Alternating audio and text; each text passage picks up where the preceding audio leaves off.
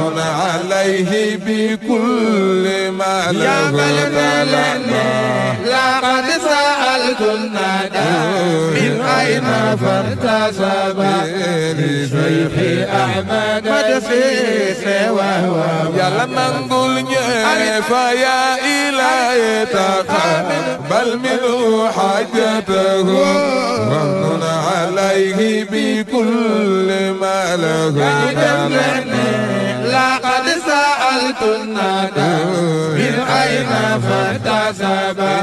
لشيخ أحمد مدسيس وهو ما كذب. mbokki asalaamaaleykum wa rahmatullahi taala wa barakaatu. yow mi siifur Baye Birame 2 Jaamal TV maa ngi lay ñaan ngay commentaire tey partager tey j'aime bu fekkee abonné goo ngir yàlla nga laal cloche notification boobu nga bës abonné bi laal cloche notification boobu xam ne moo ñu may doole.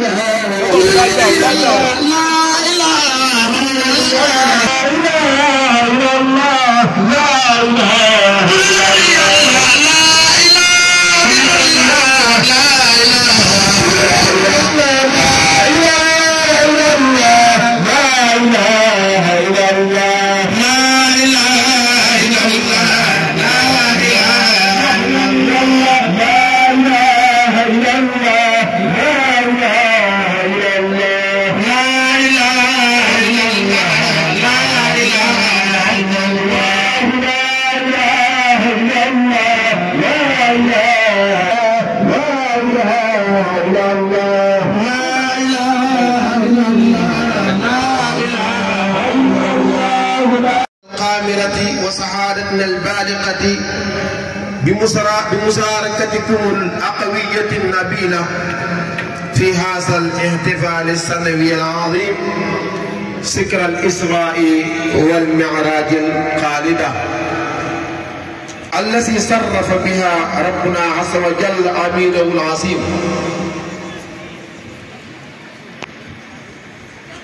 ونبيه الكريم فقال سبحانه تنبيها بهذه الرحلة الروحية المباركة ومن عليه بكل ما له لقد سألت الندى من أين فارتسب لشيخ أحمد مدسيس وهو يلا نقول فيا إلهي تقبل منه حاجته ومن عليه بكل ما له لقد سألت الندى من أين فارتسب